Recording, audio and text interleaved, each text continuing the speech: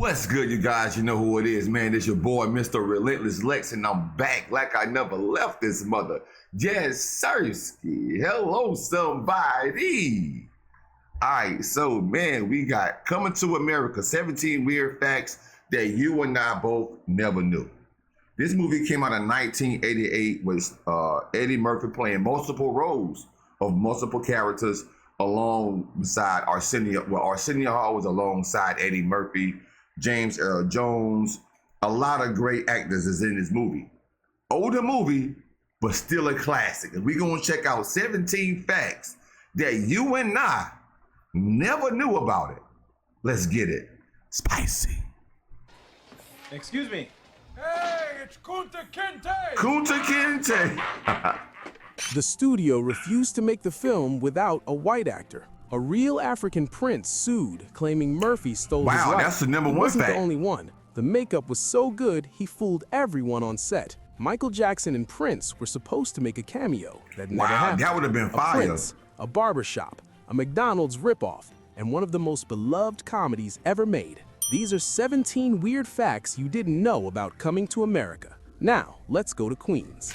Number 1. The studio refused to make the film without a white actor. Wow. It's 1987. Eddie Murphy is the biggest movie star on the planet. He's coming off 1987, I was 48 7 Hours, years old. Trading Places, Beverly Hills Cop, and its sequel. Every film a hit, every film making Paramount richer. So when Murphy brings them Coming to America, a romantic comedy about an African prince searching for love in Queens, you'd think they'd say yes immediately. They didn't. Paramount had one demand: cast someone white. Murphy explained it years later in an interview with Today. Louis Anderson is in the original Coming to America. Shout out to because Louis, the man. whole R.I.P. cast to was Louis black, Anderson. And the studio was like, we have to have somebody white in it. We're not making the movie without What was that somebody he was white. washing off in the That was sink, the though? ultimate. A whole chicken?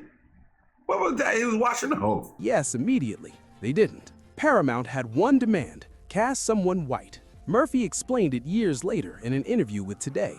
Louis Anderson is in the original Coming to America because the whole cast was black, and the studio was like, we have to have some. This right here, bro. I seen the letters before this clip, but what is this in the sink? And then the Arsenio, who was that? Arsenio Hall, whoever, what his name was? I forgot his name in the movie, but that looked like a whole freaking chicken or something, right? And this is not McDonald's. This is McDowell's. That's crazy. What they making? Somebody white in it. We're not making the movie without somebody white in it. That was the ultimatum. No white actor, no movie. Even for Eddie Murphy. That guy needed Murphy braces. and Arsenio Hall were given a list of 3 white performers to choose from. They picked Louis Anderson. He was cast as Maurice, a McDonald's employee who dreams of becoming manager. A small role, a necessary compromise. The film got made.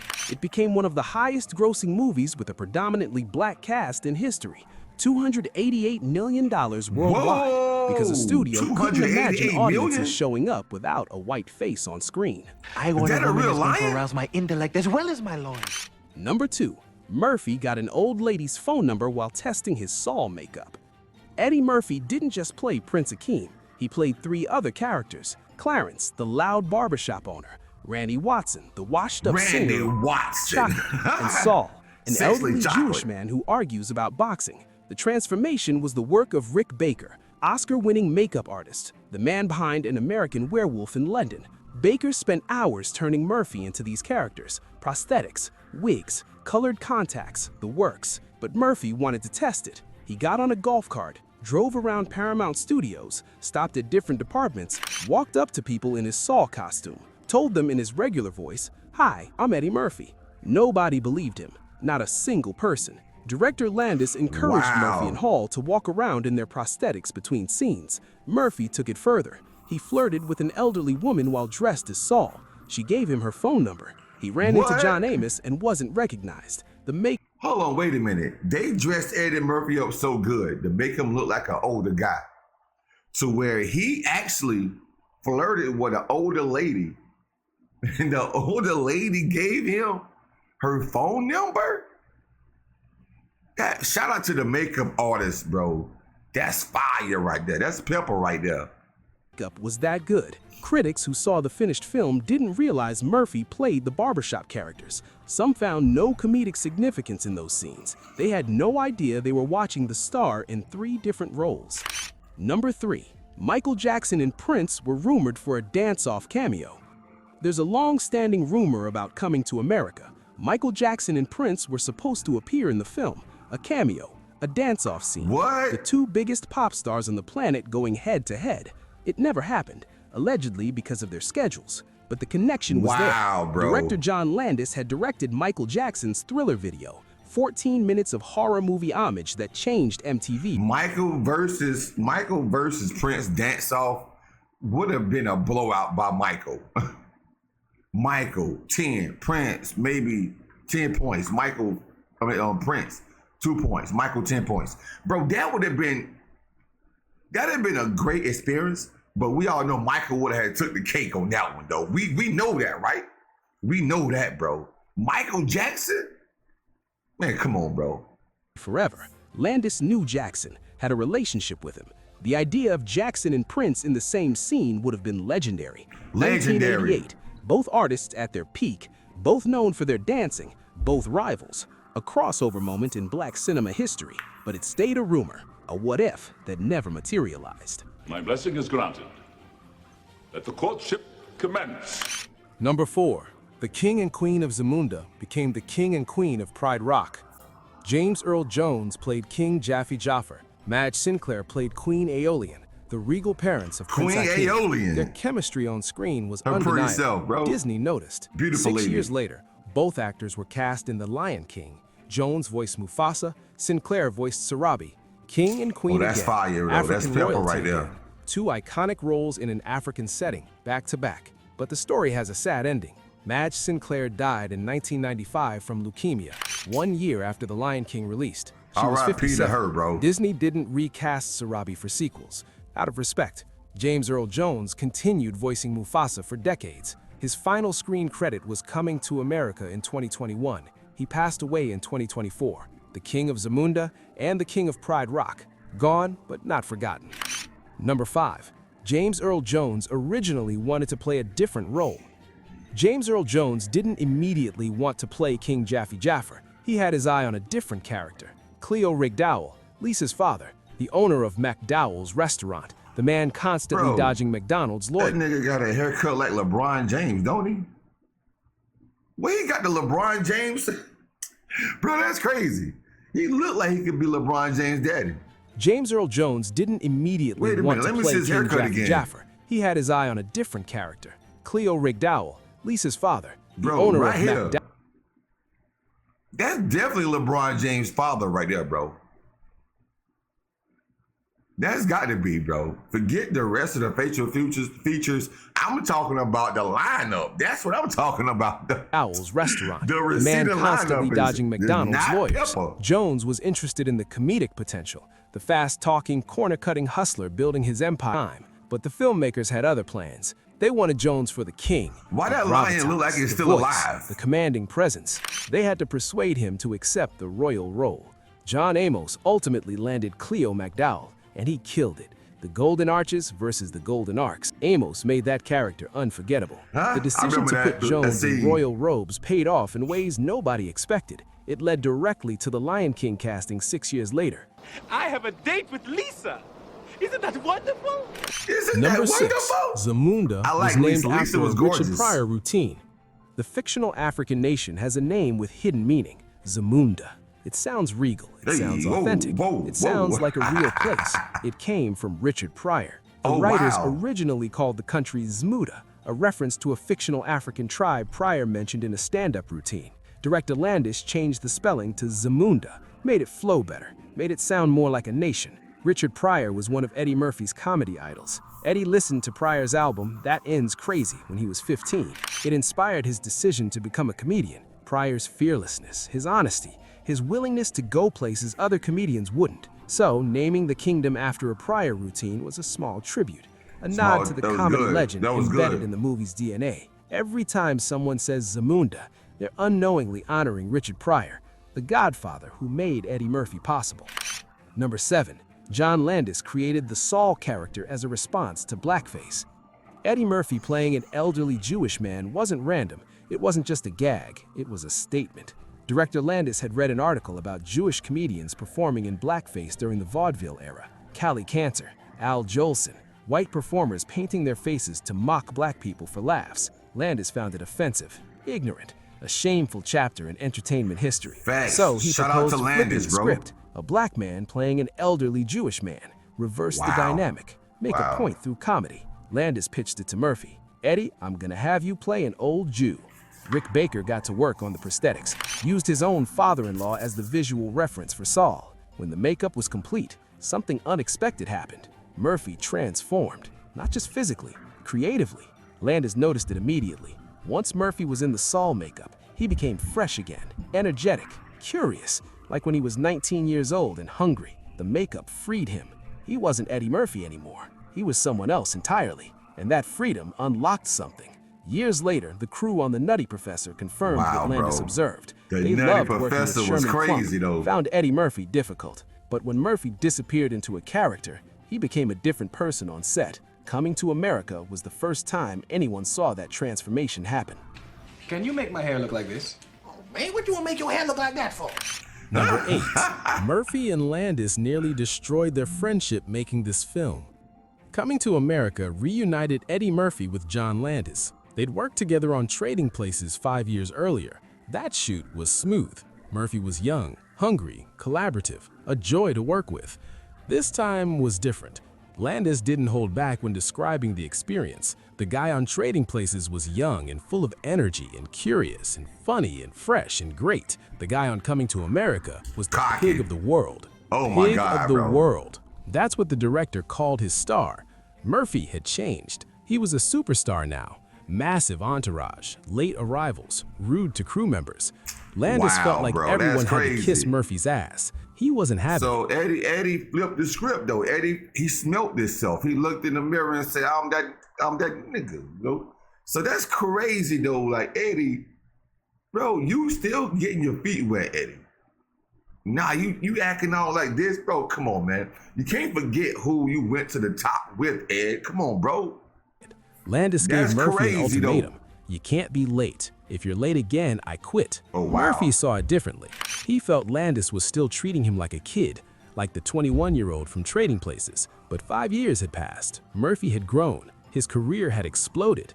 He deserved respect. One day on set got particularly bad, tensions boiling over. Arsenio Hall saw Murphy spiraling, gave him a bottle of Stolichnaya vodka to calm down. Murphy, who doesn't drink, chugged the entire quart, spent hours over What? the toilet paying for it. Despite everything, Landis admitted the truth. Murphy was wonderful in the movie, one of his greatest performances. The conflict was real, the friendship was damaged, but the work spoke for itself. Number 9. The homeless men who receive Akeem's money are characters from Trading Places.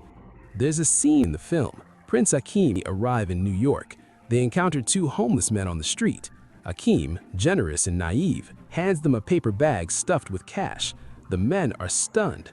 One of them shouts, "Mortimer, we're back!" Most audiences We're back. laughed and moved on, but that moment was deeper than it appeared. Those homeless men were Randolph and Mortimer Duke, played by Ralph Bellamy and Don Amish, the villains from Trading Places, the wealthy commodity brokers who tried to destroy Eddie Murphy's character in that film. By the end of Trading Places, Murphy's Billy Ray Valentine had ruined them, exposed their scheme, left them bankrupt. Coming to America showed what That happened was a next. good movie. Dukes Bro, I lost might have to go everything. back and watch that though.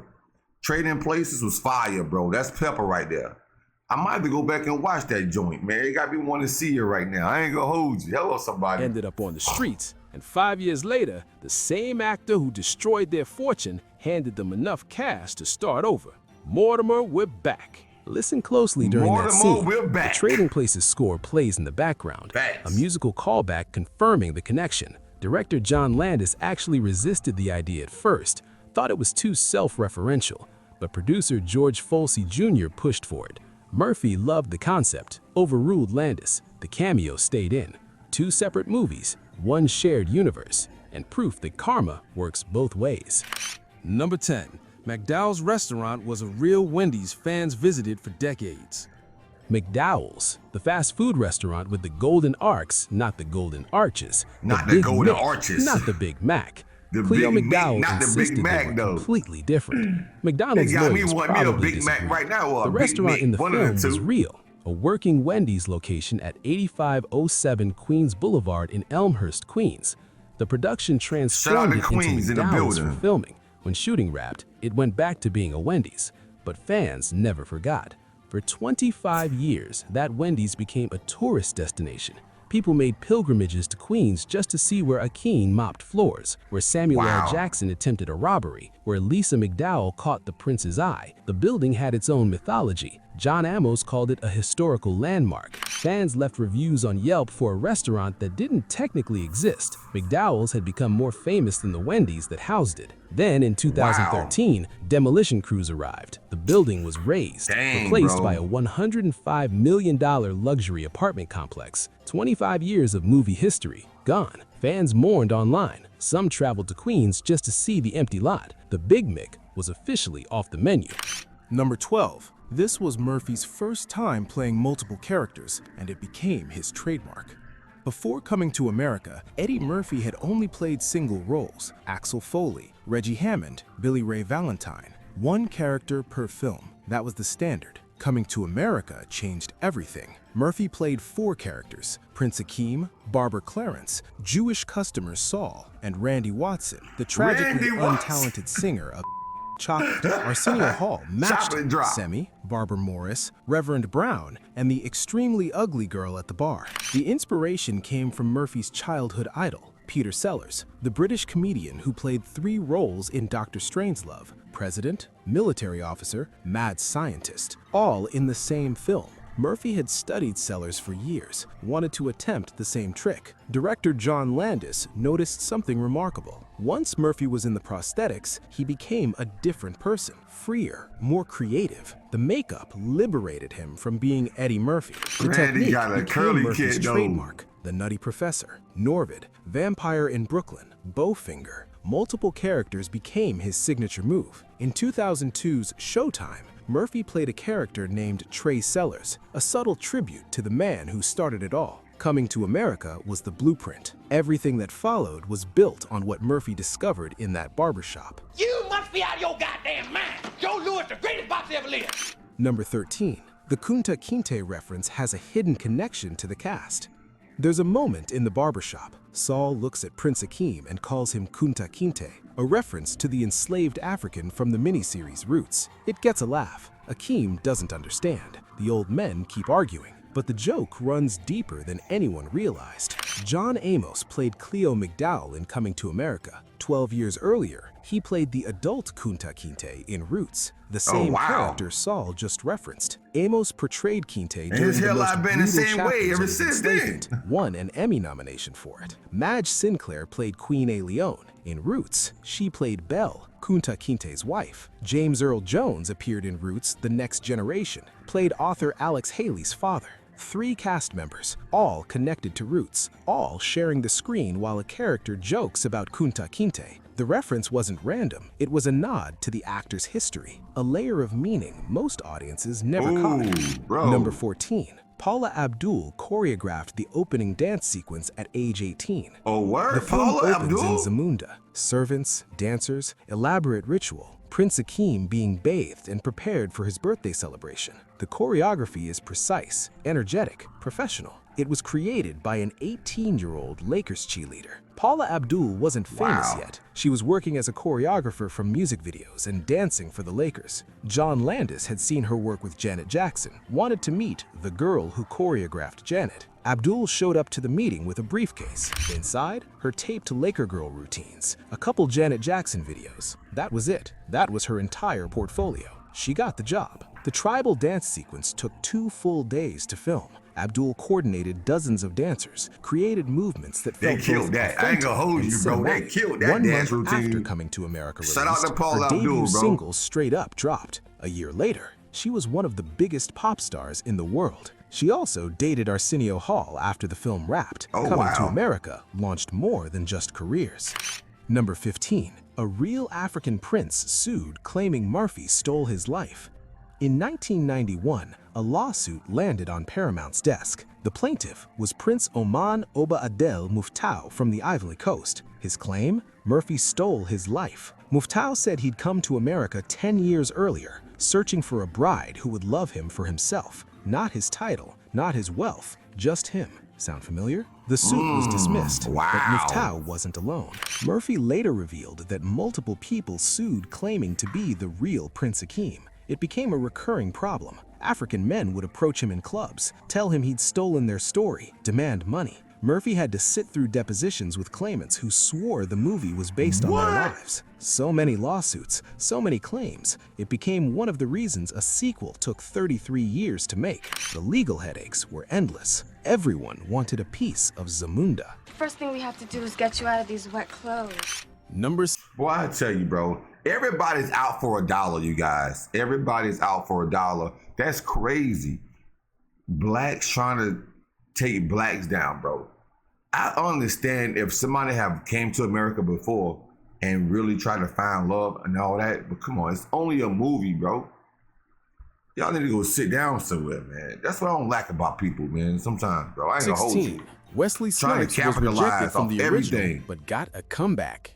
Wesley Snipes wanted in badly. He auditioned for the role of Daryl Jenks, Lisa's arrogant boyfriend, the Soul Glow heir with the jerry curl in the ego. Snipes went through 4 or 5 auditions, never got to perform in front of Eddie Murphy. After 3 callbacks, he lost the role to Eric LaSalle. At the time, Snipes was a nobody, working on Michael Jackson's Bad video. No major credits. LaSalle got the part, went on to fame as Dr. Peter Benton in ER, but Snipes never forgot. 33 years later, Eddie Murphy made a call. He just worked with Snipes on Dolomite Is My Name, saw what he could do, remembered that he could handle comedy, drama, action, everything. Murphy personally requested Snipes for coming to America, cast him as General Izzy, the military dictator of Nextdoria, Imani's brother. Bro, I ain't never Man watched that still one. angry that Akeem rejected. Bro, I ain't never watched part 2. Hey, if y'all watch part 2, comment down below if y'all watch part 2 in the comment section. Let me know which one was better, bro. I've heard part 2 wasn't as good as part 1. That's why I never watched it, really. So let me know what you guys think. Should I watch it or should I not, bro? Is it worth it or not? His sister decades earlier. Snipes became a scene stealer. The role LaSalle had won, he couldn't even reprise it. Scheduling conflicts kept him out of the sequel. The man who beat Snipes didn't return. The man who lost got his revenge. Number 17. CBS filmed a television spin-off that was so bad it never aired. Paramount wanted more Zamunda. In 1989, they tried to turn Coming to America into a weekly sitcom. The concept followed Prince Tariq, Akeem's younger brother, sent to America for college. Tommy Davidson was cast as Tariq. Paul Bates reprised his role as Oha. A pilot was filmed. CBS had it ready to go. Then they watched it. The pilot was buried in Summer Playhouse, a graveyard slot where CBS dumped rejected pilots, shows that weren't good enough for a series order but cost too much to throw away completely. Coming to America, the sitcom aired once, disappeared forever. Murphy didn't return to Zamunda until 2021, 33 years between the original and the sequel. That's a The long failed time. TV show proved that some magic can't be replicated. Some stories only work once, and some kingdoms shouldn't be visited without the king. Bonus fact: an art writer sued Paramount and exposed Hollywood's shadiest accounting trick.